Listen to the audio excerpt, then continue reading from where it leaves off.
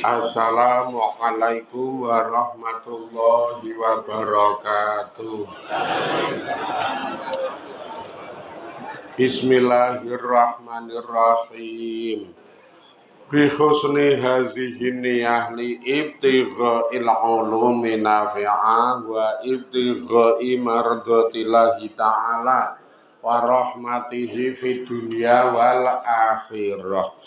Biwasilati wa barakati ta'alumina haza tafsir al-Qur'an. Ya Allah waqdi hawaijana wastajib du'ana ya Allah.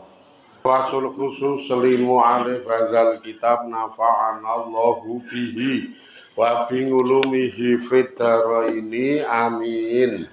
Ya Rabbal Alamin bi barakatil Fatihah. A'udzu billahi minasy syaithanir rajim. Bismillahirrahmanirrahim. Alhamdulillahi rabbil alamin. Arrahmanir rahim. Maliki yaumiddin. Iyyaka na'budu wa iyyaka nasta'in. Ihdinas siratal mustaqim. Siratal ladzina an'amta 'alaihim ghairil maghdubi 'alaihim waladdallin amin. Bismillahirrahmanirrahim. Waja'a ikhwatu Yusuf Waja'a ikhwatu Yusufa fadakhalu alaihi fa'arafahum wa hum lahu munkirun.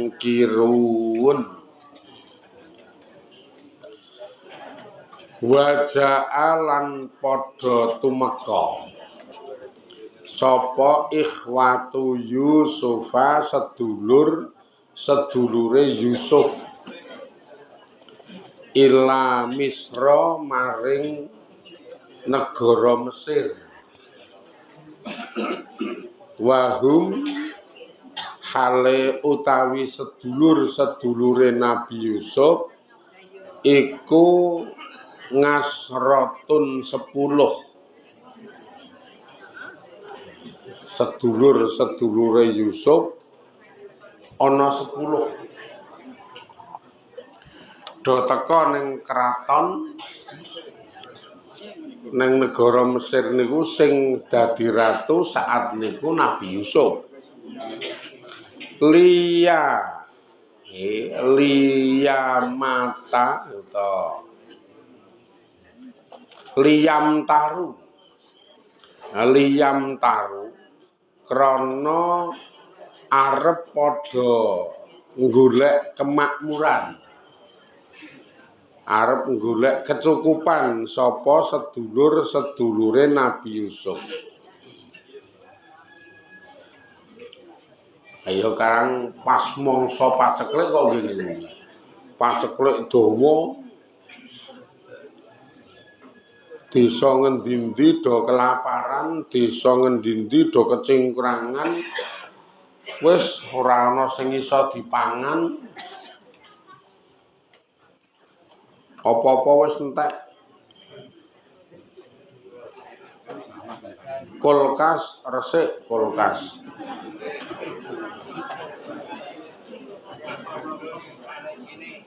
Ora mung resik isine, sak kulkas kok.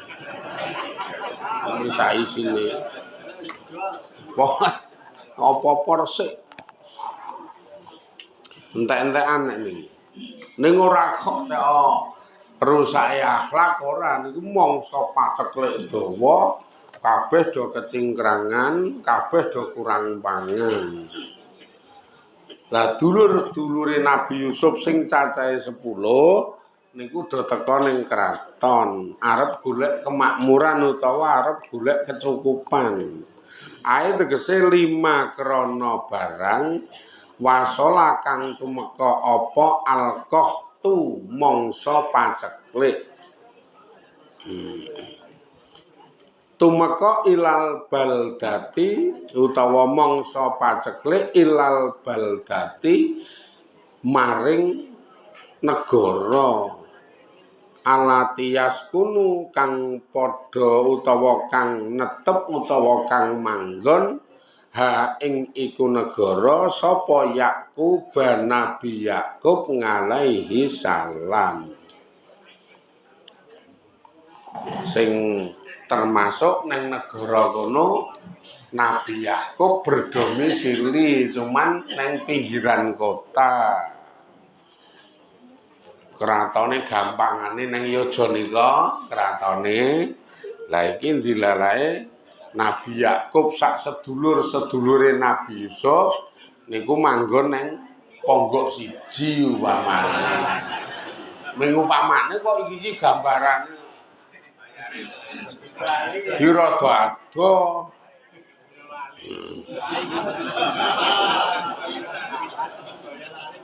Oh, anu ki kratone Yojo iki. Iki neng kono do paceklik kurang pangan apa-apa ra iso dialap. Wong pancen wis entek. Jan apa-apa entek. Godhong gedang sak bonggole entek.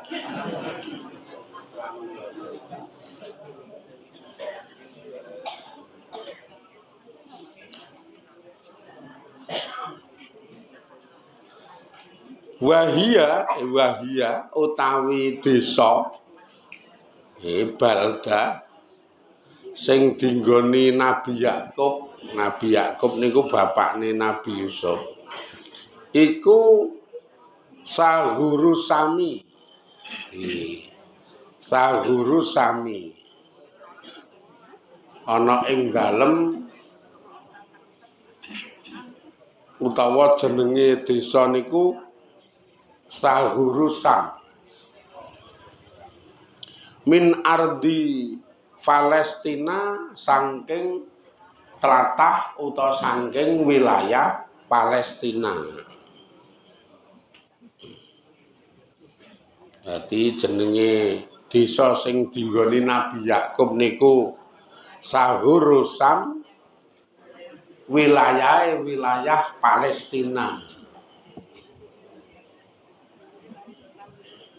Lah ya nika nek jenengan delok peta udeg-udeg nang timur tengah nika ana Irak, Palestina, ana Syria, ana Arab sing daerah-daerah saiki rada ora tenang kuwi. Nek Irane ngono malah rada dipisah karo selat kae, malah dipisah selat Hormuz nika. Ning udrane anak nika ana Turki terus ana niki sik Mesir under-underan ngono. Waduh bo paceklik kabeh termasuk sing dinggoni Nabi Yakub. Jenenge Sahurusam saka wilayah Palestina. Ya sok ndelok peta barang mung rada dong kok ya. Lah delok-delokane mung ndelok wong gek maca. Wis bola-bali kaya ngono kuwi mah mung numpuk-numpuk dosa ngokeh-ngokehke dosa. Kadang ndelok ngrasa bener, ngrasa luwih apik niki wis jedul dosa sombong kaya dosane iblis. Nalika merasa lebih baik mbangane Nabi Adam, lha engko nek ngantek kewetu maca wong sing diwaca eleke, wis niki jenenge ghibah cilike, fitnah gedene. Iki mulai sakniki wis latihan dablek urip niku wis latihan dablek, latihan cuek, latihan ora gubris kahanane wong. Latihan wong ya urip awor wong keh banget nek murni ra gubris ora iso. Kadang kala mak teleram weruh ngono ya dadi ra gubris. Mak teram weruh. Kae iki rak kanca ngaji to ngono ya dilalahi iki. Lah kok awake kok kaya entek gembur-gembur. Wah.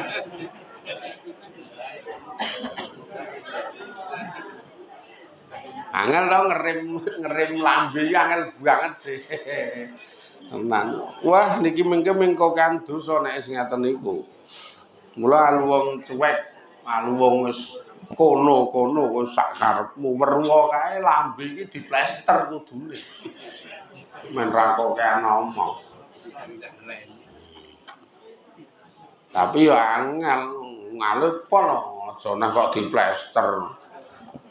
Wong kon meneng wae ra. Ngaji ngene iki kon meneng wae ra iso kok. Apa meneh weruh kahanan kon meneng ora iso. Iki sing apik nek ngaji iki pancen sangu tela kok tak pikir-pikir.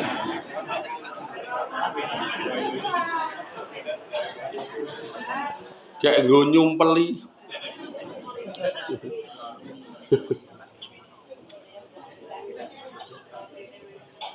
Kala mongko ngendika sapa Nabi Yakub libanihi maring putra-putrane Nabi Yakub. Akhirnya Nabi Yakub terus ngendika dalam keadaan niku sing neng sejarah dalam keadaan rada wuta niku. Karena saking dilile pendak dina nangis kelangan Nabi Yusuf gek mengkor ngekep gombal sing lemuni bar di grahut romacan. Lah Nabi Yakub ngendika maring putra-putrane. Ngendikane inna bi Misra sak temene iku ana ing dalem kutha Mesir malikan utawi ana ratu solihan kang saleh.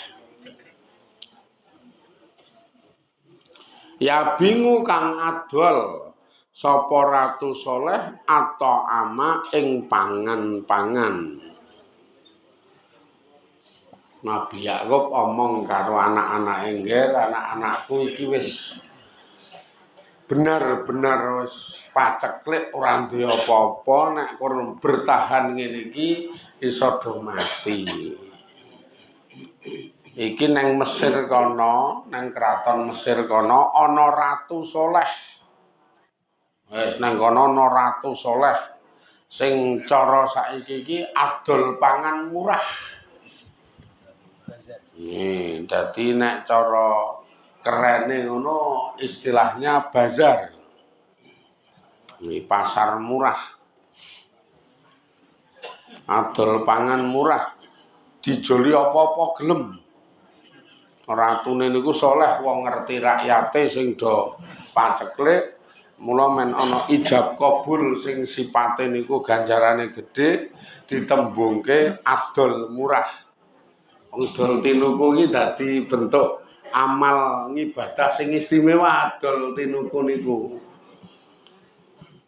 Ngantek secara garis besar Kanjeng Nabi ngendika saapi-apike nyambut gawe iki bakul.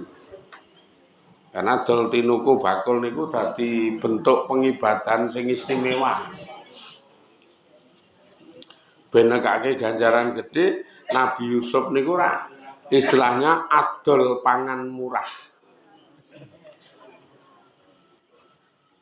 Fatajhazu mongko padha nek cara kene ya padha menyangomrana, padha ngungaka sapa sira kabeh ilaahi maring ratu saleh kuwi. Waksadu lan padha nejaha sapa sira kabeh hu ing nggone ratu kuwi. Litastaru supaya isa tuku sapa sira kabeh minhu saking sang ratu tuku ma ing barang tahtajuna kang padha butuh sapa sira kabeh ilaahi maring ma rupane minatoami saking panganan. Mula saiki do bergerak omrono padha alon-alono sowan ning gone sang ratu kono supaya engko iso tuku apa sing dotok butuhke kuwi wujude bahan makanan seanterone nenggone sang ratu kuwi kanthi rega sing murah. Ya kone Nabi Yakub. Dulur-dulure niki ya ora ngerti, Nabi Yakub ya ora ngerti nek sing dadi ratu ki adine. Wis puluhan tahun wis ngertine ya wis mati kok ya. Cemplunge sumur ki. Ning wong kuwi iki diskenario karo Gusti Allah, didrama karo Gusti Allah supaya tembe mburine makmur kepenak mulya. Makane donya niku tetep nek awale rekoso kangelan pahit, engko mburine mulya makmur kepenak. Ning nek awale makmur kepenak apa-apa seneng keturutan, amburine rekoso. Ya ana sing nduruk wong saiki pas rekoso.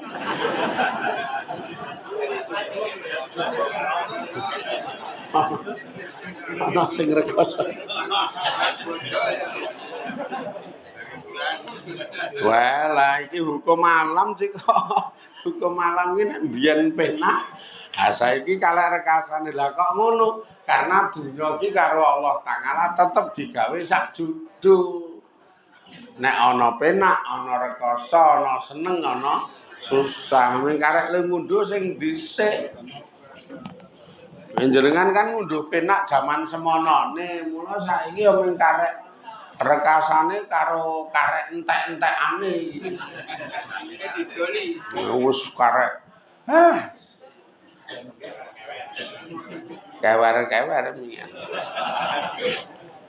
Wah niki bapak-bapak iki sing mbiyen nalika nom rekoso gedabikan prihatin gelem nglakoni urip pahit. Lah saiki karek ngunduh mulyane. Wong karek ngoja ngaji. Engko bareng ngaji terus klintong-klintong. Golek soto. Bar kuwi terus mulih tekan ngomah ya terus gletak layah-layah. Ya karo nyetel radio.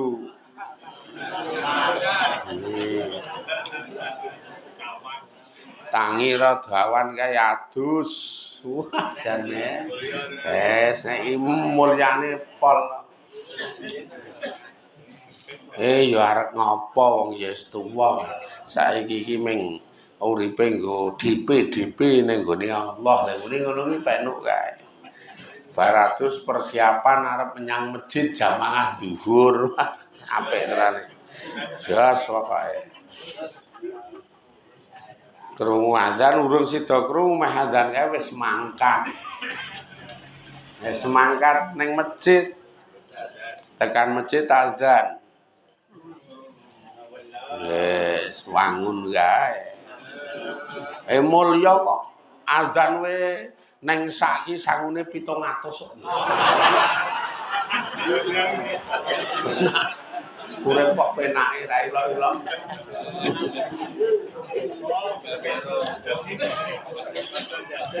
Ayo wis pensiunan terus anake ndilalae loro we dadi kabeh per bulane jatah. Wis lah kok sapa wong iki ming cerita kok? Kok takon sapa ora ono? Kok sapa? Ora ono kene ya nih merusuh api kae. Nyatane kempot-kempot kisut. Iki wong kepenak mburine kok ya ora kok rekoso mburine. Nek kita rak mbiyen seneng hura-hura ngalor ngidul ora gubris kahanan, sing penting aku seneng. Lah saiki sing ngukumi dudu suarane wong, dudu juwe wong, tapi sing ngukumi kahanan sing nemahi. Dilalae wis ming rekoso karo rekoso. Ora dadi pegawe ra ana pensiun. Iso mangan buruh apa-apa gelem. Pengen iso mangan iki pokoke buruh apa-apa gelem.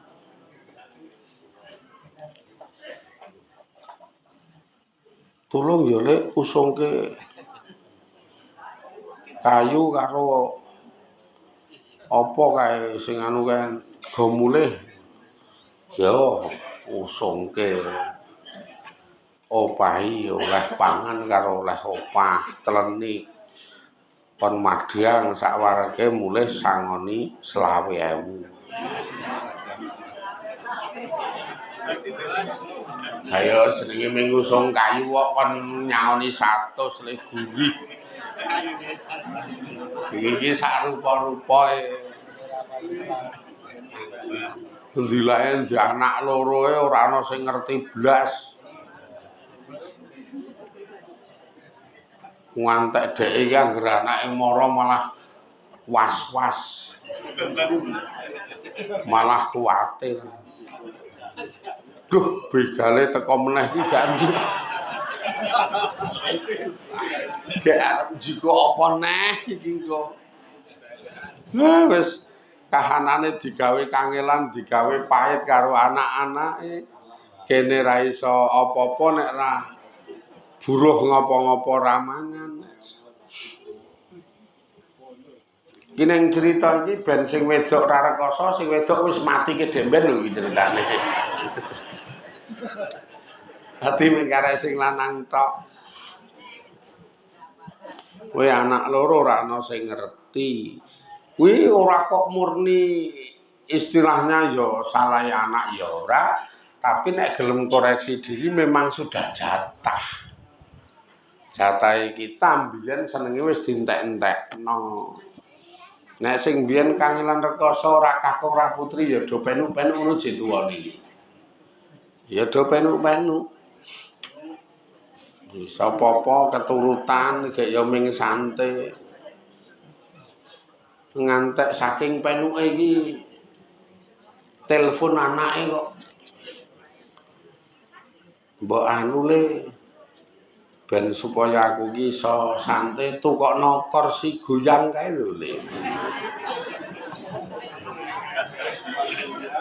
Saking penuke rupa-rupane kursi goyang nek godhong iso ngene-ngene iki kan. Saiki kok wis ora tek ana. Ya langka banget kursi goyang. Penak banget. Awake dhewe wis iki mangsa tuane ming pahit ro pahit. Wis tuwa kok ya ngono wis diuni. Ya sesuk muga-muga tuwane penak. Lah iki wis tuwa. Kok isih sesuk nek tuwa iki kapan iki? Wong cetha saiki umure 27. Muni sok nek tuwa. Iki mung karek mempengibadah sak rupa-rupa gek kubure iki mulya ngono wae malah. Krungu azan awake jak golek mulyane kubur jamangah.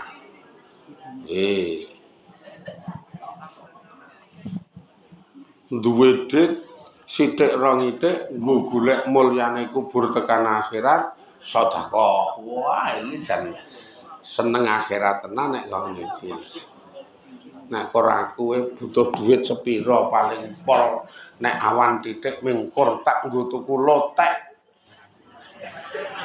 Lotek iki ming 8.000. Kayak iki aku kok ndedhe 30. Ndilalae nek cara hitungane ndedhe 30.000 butuhe nggo mangan ming lotek. Srega 8 tekan 10. Duite 30. Iki ndenggo golek swarga men dihukumi lomo sedekahke 10. Bilangane lho iki. Ndedhe 30 butuhe mangan mingkur lotek senile 8 tekan 10.000. Ha iki sih ana 20 sing 10 cuwil sedekah. Ngene iki ya tok tenan jenengan. Karena di setitik tetep ora wel duwe sethithik tetep gelem cucul. Abot yo niki kok oleh perang nafsu karo perang pikirane ngono abot. Wah, duit semene kok nek tak sedekahke, lah engko sore aku nek butuh iki nafsune le bisiki ngeten niku, engko sore sing dipikir. Kamangka rungono ngreng-ngrengan asli butuhe apa niku rungono ming mbok menawa. Mbok menawa engko sore nek aku duwe butuh iki iku ngono kuwi. Kuwi iki sakjane bisikan nafsu men cetil.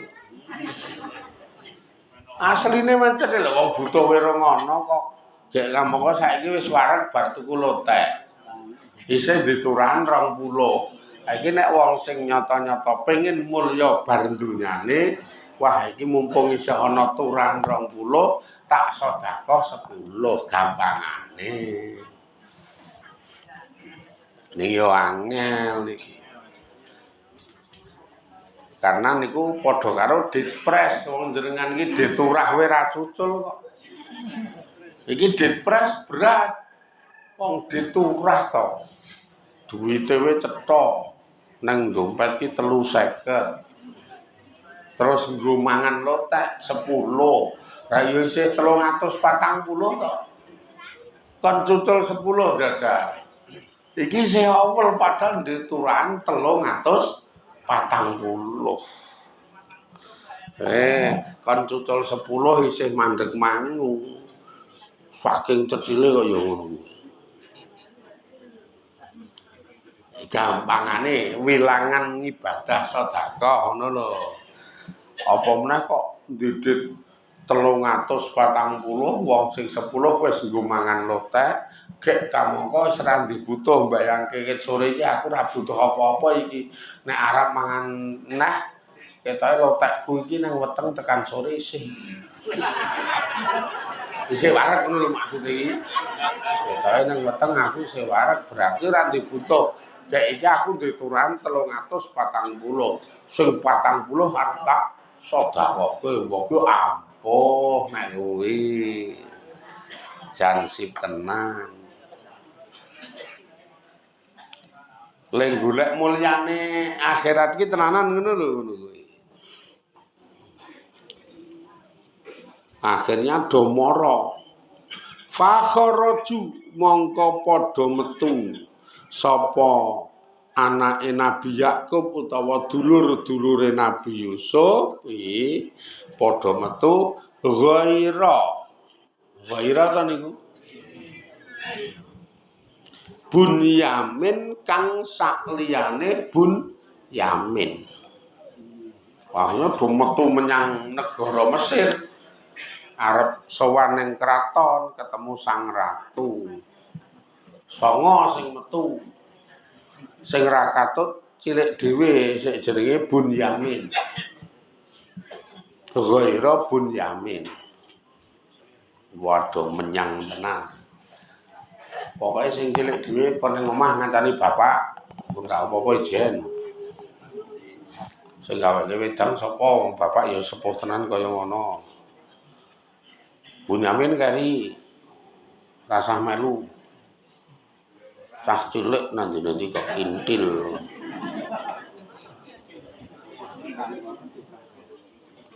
Ya ngancani bapak, ngupo karo bapak. Yes. Sing songo do berbondong-bondong menyang kraton arep ketemu sang ratu. Hatta kodamu ngantek padha tekan sapa dulur-dulure Nabi Yusuf Misra ing kutha Mesir. Ngantek tekan Mesir tenan doen wong songo niku. Fadakhalu mongko padha mlebu sapa dulur-dulure Nabi Yusuf ngalaihi ing atase Nabi Yusuf. Tekan kono matur karo abdi-abdi dalem kraton. Ajeng sowan kepanggih sang ratu. Nek cara bos saiki dadak nganggo tembung Kang Senan porong. Janjian porong nek ora janjian ra iso. Utawa ditandha bukti apa, padha ndangi apa piye ngono. Ora iso nek ra ngono. Wong iki Ratu Gung Binathara terus ming sakdet-saknyet arep ketemu karo sapa-sapa. Nek saiki angel kok ya wong top-top ngono kuwi le nglakoni dadi wong top rada akeh syarate. Le nglakoni dadi wong top iki. Kadang arep ditemoni wae wangel ra elok-elok. Isih diteteki ajudan, isih disyaratke nganggo prosedural sesuai karo sistem sing diberlakukan. Ki nek saiki kadang kelas lurah wis ngono kuwi. Arep mara ngono ngarepane omah kae wis ana satpame. Lah Kang Senan dereng. Dereng ya wah mboten iso Kang Senan sik. Lah Pak Lurah enten mboten. Beliaunya istirahat. Wah. Yes. Lurahe serem iki. Padahal ora istirahat ning jero omah ki mengegem kae karo bojone iki. Angel nek sing ngene iki. Nah iki jan ngantek tekan kutha Mesir mlebu keraton terus do mlebu ketemu ning Nabi Yusuf. Ae tegese ngalah Yusufa ing ngatasé Nabi Yusuf. Wa huwa hale utawi Nabi Yusuf iku fi majlisi wilayatihi ing dalem netepi majelis wilayahe utawa majelis kekuasaane Nabi Yusuf. Maka saat itu Nabi Yusuf niku jan nglungguhi dadi Ratu Gung Binathara. Iki majelisi wilayah niku wau nguasai kono. Dulur-dulure do teka. Do imbasi bisa kae. Lek jenenge wong paceklik gek letek kae. Wis letek kaya wong do ngeleh-ngeleh kae. Oh ya ngeleh tenan nek niki. Ora kok resik-resik mrusuh-mrusuh ngene iki lho. Iki arep ngaji wae mau wis sarapan teh sak gelas, telo rong tengker. Malah ana sing menyangki gegem karo kecap wae jebul sangu astor 6. Turan bodho iki kan. Mula ya isu wae pading karang mulya kok ya. Nek niki jan paceklik elik kuru-kuru nyengungus kae dulur-dulure Nabi Yusuf. Biyen ngani kaya Nabi Yusuf, saiki keweleh saiki ya. Terus do arep madhep ning Nabi Yusuf kuwi. Lah terus Nabi Yusuf piye? Esuk-esuk kaya wong iki lagi ngegim kok. Esuk-esuk. Mbok piye sesuk? Niki lho, indahe hidup kena dienggo kaca benggala supaya kita niku ora ndengen urip kok penak terus. Wong donya iki ana penak ana rekoso ning ana rekoso ana penak. Golek penak mburi siap lan gelem kangelan ngarep. Insyaallah pemburine mulya. Niki sithik muga-muga do diridani Allah. Pikantuk pitulungan saged tansah DP kanthi ikhlas marang Allah Ta'ala. Alhamdulillahirabbil alamin. Assalamualaikum warahmatullahi wabarakatuh.